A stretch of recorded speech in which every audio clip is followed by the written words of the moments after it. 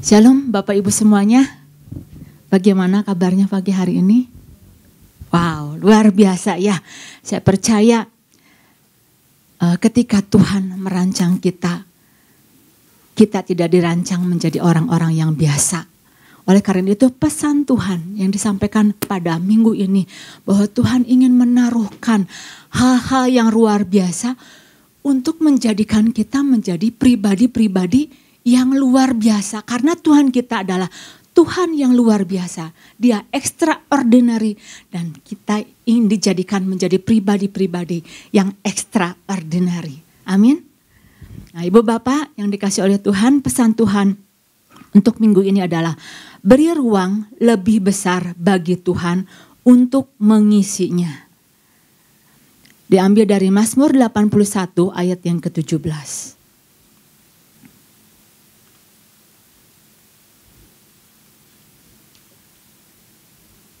Mazmur 81 ayat yang ke-17. Tetapi umatku akan kuberi makan gandum yang terbaik, dan dengan madu dari gunung batu aku akan mengenyangkannya. Nah, Ibu Bapak yang dikasihi oleh Tuhan, Mazmur ini ditulis oleh Bani Asaf ya. Tulis oleh Bani Asaf, jadi seorang pemuji, dia juga seorang penyembah, juga dia seorang pelihat daripada Tuhan gitu ya. Nah, di dalam Mazmur 81 ini syarat sekali dengan janji-janji yang daripada Tuhan. Kalau Ibu Bapak baca gitu ya dari Mazmur 81 dari ayat 1 sampai ke 7, pelajari. Ada banyak di sana didapati janji-janji Tuhan, bagaimana Tuhan mau melindungi umatnya, bagaimana Tuhan mau melepaskan mereka dari musuh-musuhnya. Bahkan Tuhan juga berjanji untuk melepaskan mereka dari keranjang pikulan, beban yang dipikulkan ke pundaknya. Juga di dalam ayat yang ke-17 dikatakan bahwa Tuhan mau memberikan gandum yang terbaik. Memberikan madu dari gunung batu. Jadi ini adalah sebuah tawaran daripada Tuhan yang harus diresponi oleh umat-umat Tuhan. Jadi begitu Tuhan memberikan sebuah janji bahwa Tuhan mau memberikan gandum yang terbaik, gandum itu berbicara soal kebutuhan yang kita perlukan. Mungkin Ibu Bapak saat-saat ini perlu ada sesuatu yang kita butuhkan. Nah, ini saatnya Tuhan mau memberikan bukan hanya gandum, tetapi dia berikan yang terbaik. Bukan hanya gandum yang terbaik, tetapi juga manis. Ada yang manis-manisnya. Madu dari gunung batu. Jadi saat mungkin situasi dalam keadaan tertekan, terjepit gitu ya. Ada yang bisa kita nikmati. Hal-hal manis, entah itu mungkin perluasan, entah itu mungkin pertambahan, entah itu mungkin juga promosi. Tuhan janji memberikan kepada umatnya. Di tengah-tengah dunia yang saat ini begitu sedang krisis. Tetapi yang Tuhan katakan, dia bukan hanya sekedar memberikan kuantitas ekstra, tetapi kualitas ekstra. Jadi gandum bukan hanya gandum biasa, tetapi gandum yang terbaik. Madu yang manis. Dalam tekanan-tekanan, kita bisa menikmati manisnya berkat-berkat daripada Tuhan. Asalkan ayat Mazmur 81 ayat yang ke-11 dikatakan apa? Mazmur 81, akulah Tuhan Allahmu yang menuntun engkau keluar dari tanah Mesir. Bukalah mulutmu lebar-lebar, maka aku akan membuatnya penuh. Nah, ini yang Tuhan inginkan, bagaimana kita harus membuka mulut kita lebar-lebar agar kita penuh, agar kita itu kenyang. Jadi artinya begini Ibu Bapak, ketika Tuhan mau memberikan sesuatu yang baik, yang manis gitu ya, pastikan posisi kita itu jangan jauh-jauh dari Tuhan. Seperti seorang anak kecil gitu ya, ketika mau disuapin gitu ya, diisi mulutnya gitu. Gak bisa, jauh-jauh, betul nggak? Makanannya itu gak bisa nyampe ke anak tersebut. Nah jadi pastikan ketika Tuhan mau menuangkan perkara-perkara yang besar, gak bisa cara yang lain. Hanya dengan kita dekat dengan Tuhan. Caranya itu hanya dengan kita mendekat. Jadi pastikan posisi kita itu dalam sebuah kedekatan, kalau bisa mendekap. Supaya apa? Si pemberi, si pengisi itu dengan mudahnya untuk mengisi. Nah lewat pesan ini, Ibu Bapak, artinya apakah Tuhan masih mendapati ada orang-orang percaya yang jauh dari Tuhan? Ketika ingin mengalami, apakah ada sebuah keintiman enggak? Yang terus dijalin. Apakah ada sebuah kedekatan enggak? Ini sangat menentukan sekali. Seseorang akan dia bisa mengalami kenyang penuh dengan perkara-perkara Tuhan atau enggak. Nah Ibu Bapak, menjauhlah dari Tuhan, maka Ibu Bapak akan kelaparan. Seperti orang yang busung lapar, badannya kurus, perutnya besar, nggak bisa diisi apa-apa. Tetapi pada saat kita dekat dengan Tuhan, maka yang kita dapatkan apa? Yang kita dapatkan adalah pengisian demi pengisian. Diawali dengan apa? Kita mendekat, terus mendekat. Ketika kita mendekat, Tuhan akan mengisi. Mendekat kembali, Tuhan akan mengisi lagi. Lama-lama kita akan penuh. Kita akan kenyang dengan kebaikan-kebaikan Tuhan. Namun yang jadi masalahnya adalah apa? Ketika Bapak Gembala menyampaikan pesan bahwa kalau kita mendekat artinya apa? Kita memiliki sebuah keinginan untuk memperbesar kapasitas keinginan kita untuk mengenal Dia. Tetapi yang jadi masalah adalah dari orang-orang percaya itu apa? Dia enggak suka akan Tuhan. Nah ini yang menjadi masalah kita ya. Di dalam Mazmur 81 ayat yang ke 9 ya. Ayat yang ke-11. Mazmur 81 ayat yang ke-12. Tetapi umatku tidak mendengarkan suaraku dan Israel tidak suka kepadaku. Nah ini yang menjadi masalahnya. Kenapa orang percaya enggak mau dekat dengan Tuhan?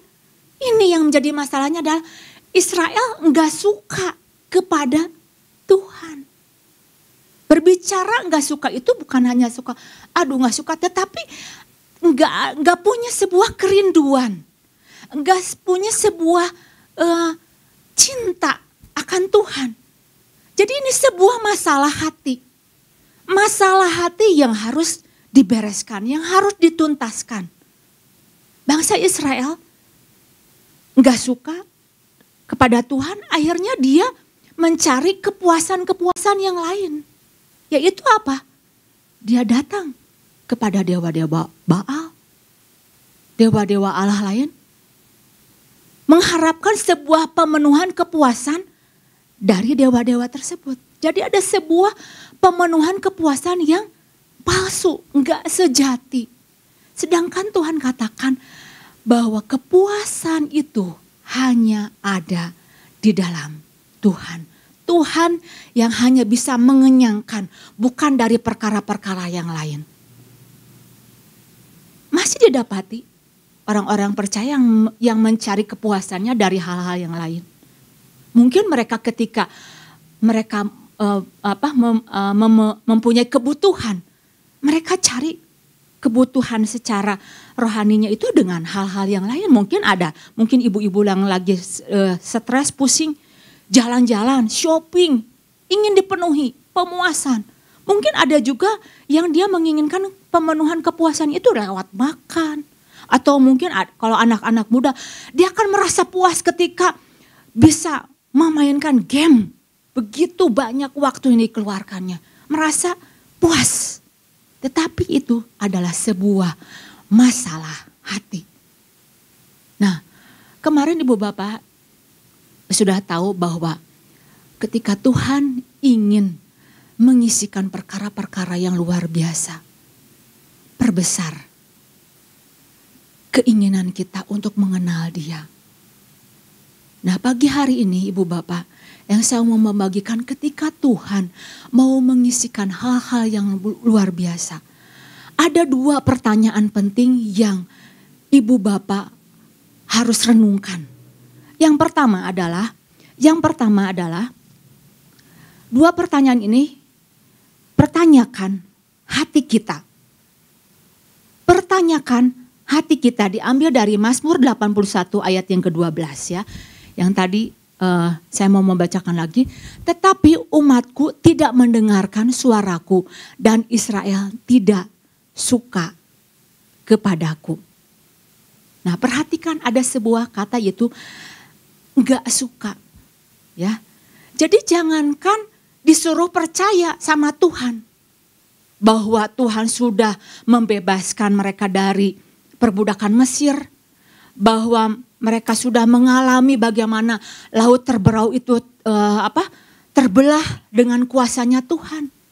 Jangankan suruh percaya, memberi perhatian untuk mendengar pun enggak ada sama sekali. Karena apa? Karena enggak suka. Enggak punya sebuah keinginan, sebuah kerinduan. Apalagi disuruh membuka mulutnya untuk diisi. Kalau orang enggak suka, mau diisikan bisa buka enggak mulutnya? Enggak akan mau. Betul? Mau diisi, mulutnya tuh nutup. Karena apa? Dia enggak mau. Dia enggak pengen. Nah, ini berbeda sekali dengan orang-orang percaya, dengan orang-orang yang begitu dia suka, dia begitu cintanya, enggak usah disuruh. Dia akan buka. Dia minta diisikan. Dia minta dimasukkan perkara-perkara yang luar biasa. Sepertinya dia punya ruang yang begitu besar untuk mau menerima hal-hal yang besar. Jadi apa yang membedakan seseorang orang percaya, yang satu begitu dia buka mulutnya, yang satu lagi nutup. Ini perkara enggak suka, masalah hati. Karena apa? Ketika seorang percaya membuka mulutnya, nanti ada hal-hal yang akan membedakan.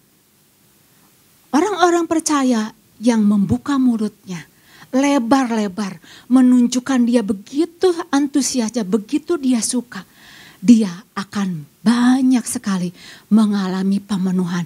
Dia akan puas, dia akan kenyang dengan semua kebaikan-kebaikan Tuhan.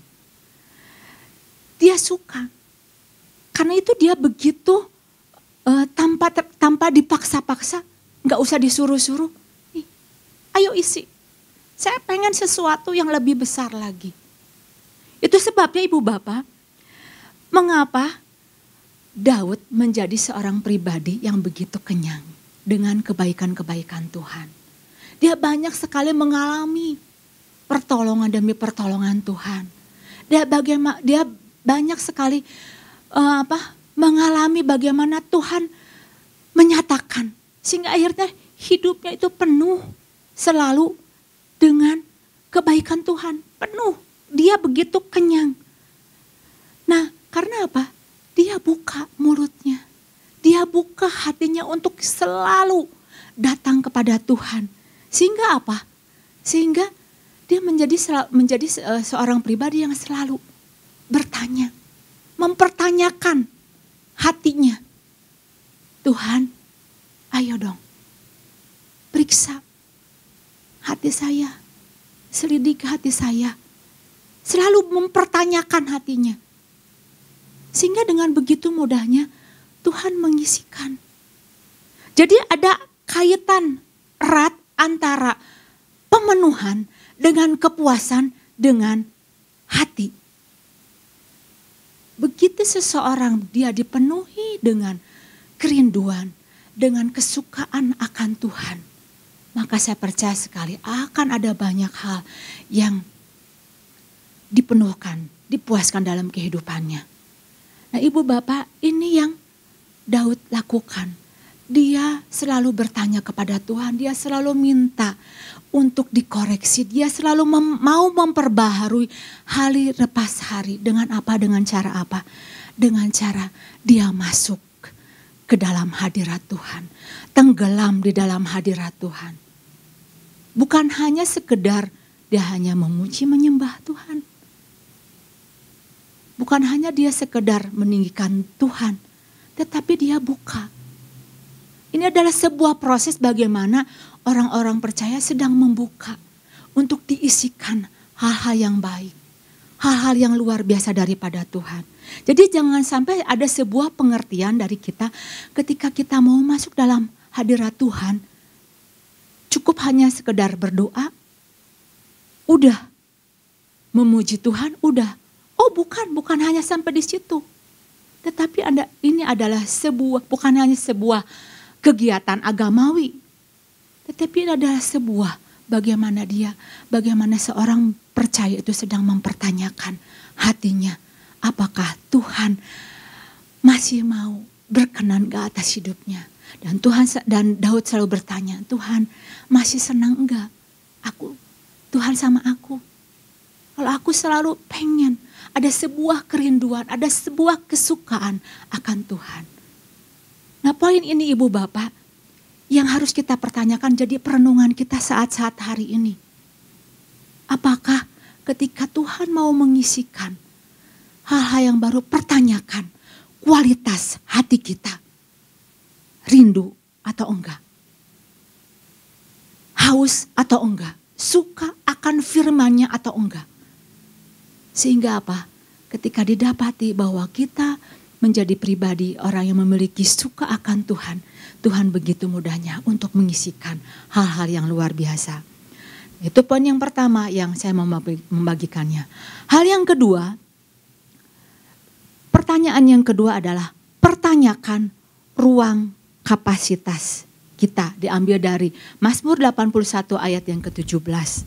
Pertanyakan ruang kapasitas kita. Ya. Tetapi umatku akan kuberi makan gandum yang terbaik dan dengan madu dari gunung batu aku akan mengenyangkannya. Jadi ketika Tuhan mau bersedia untuk memberikan perkara-perkara yang luar biasa, bagian kita adalah menyediakan ruang yang luas untuk menampungnya. Nah, pertanyaan kita ini saat ini adalah seberapa daya tampung yang kita miliki untuk menerimanya? Seberapa besar?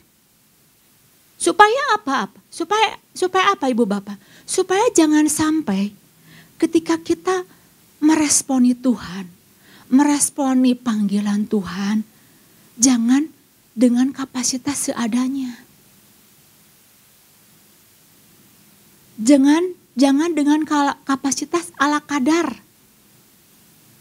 Melayani Tuhan ala kadar. Yang penting saya udah ikutlah di dalam pelayanan daripada enggak teuing gitu. Daripada hanya sebagai jemaat. Nah, ini harus menjadi sebuah kegelisahan dari diri kita. Kita gelisah, ada sebuah kegelisahan ilahi di dalam diri kita, di dalam hati kita. Kita mau bertanya kepada Tuhan.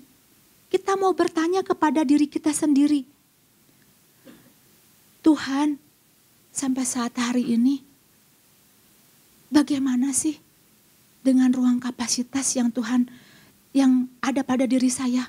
Bagaimana dengan potensi, bagaimana dengan karunia, dengan talenta yang sudah Tuhan beri kepada kita, kepada saya? Apakah sudah bertambah-tambah atau apakah kapasitasnya semakin menurun? Jangan sampai ketika seorang Tuhan menaruhkan talentanya, karunianya, jangan sampai didapati si hambanya itu akhirnya menguburnya dan tidak mendapatkan pertambahan. Sedangkan yang Tuhan inginkan adalah penambahan, yang Tuhan inginkan adalah pelipat gandaan. Jadi kita harus mempertanyakan ruang kapasitas kita. Bagaimana dengan kondisi karunia saya saat hari ini?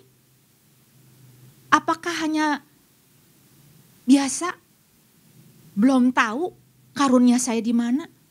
Atau sedang mengejar sebuah pelipat gandaan. Jadi antara kapasitas dengan hati itu ada kaitannya juga. Ketika seorang percaya, dia punya sebuah kerinduan. Tuhan, aku rindu lebih lagi. Dipakai Tuhan lebih lagi. Maka yang dia lakukan adalah dia akan buka lebar-lebar. Dia akan buka kapasitas hatinya untuk melihat sampai sejauh mana saat ini dia berada. Nah, ini yang dilakukan oleh Rasul Paulus kepada Timotius. Ketika Rasul Paulus banyak mengalami tekanan di dalam pelayanannya, maka yang dilakukan oleh Paulus kepada Timotius, ayo berangkat ke Korintus. Jadilah orang yang berguna. Kobarkan karunia rohani yang sudah aku tumpangkan tangan kepadamu. Dengan kata lain apa? Ayo kobarkan apa yang Tuhan sudah beri di dalam kehidupanmu. Karena apa? Pada saat Timotius sedang mengobarkan, artinya apa? Dia sedang membuka, sedang menambahkan kapasitas di dalam dirinya. Dan secara tidak sadar dia artinya sedang memberikan kesempatan kepada Tuhan untuk memakai Timotius lebih besar lagi. Nah, pagi hari ini kita bercermin dengan pertanyaan ini. Bertanya, sampai di mana? Apakah saya punya kerinduan Tuhan? Saya pengen dipakai Tuhan lebih lagi. Bukan hanya sekedar saat ini di sini aja. Tetapi saya ingin mengalami sesuatu yang lebih besar lagi. Karena pada saat kita mengobarkan apa yang kita punya, di saat itulah kapasitas itu bertambah-tambah. Saudara, ibu bapak yang dikasih oleh Tuhan. Sama seperti yang Tuhan inginkan di dalam kehidupan kita adalah apa? Kita bertambah-tambah di dalam kapasitas hidup kita supaya apa? Kita dapat melakukan hal-hal yang jauh lebih besar. Apa yang sudah kita terima kita bisa bagikan kepada orang lain. Supaya apa? Supaya Tuhan bisa mengisinya lagi. Gak menampungnya. Ibu bapak yang dikasih oleh Tuhan. Lihat ya.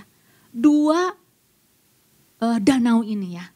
1 Danau Galilea.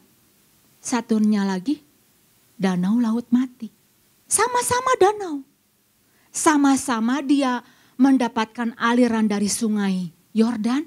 Tetapi berbeda ceritanya. Danau Galilea mendapatkan aliran dari sungai Yordan. Aliran air yang segar dari sungai Yordan didapatkan oleh Danau Galilea. Dan Danau Galilea mengalirkan pada lingkungannya, pada sekitarnya. Sehingga apa? Lingkungan sekitarnya itu banyak mendapatkan berkat. Ada kehidupan yang mengalir. Flora, fauna, ikan-ikan itu hidup di sana. Bahkan sebagai pusat perikanan di sana. Kapal-kapal berlayar dan banyak pendapatan yang didapatkan oleh Danau Galilea. Karena apa? Danau Galilea menyalurkan. Dia membagikan apa yang sudah dia dapatkan dari sungai Yordan. Lain hal dengan Laut Mati. Dia dapat dari sungai Yordan yang dia lakukan apa? Dia tampung. Dia simpan. Akhirnya apa? Kadar garam yang begitu tinggi membuat tidak terdapat kehidupan ikan pun tidak bisa hidup di sana. Bahkan apa? Daerahnya itu bau amis.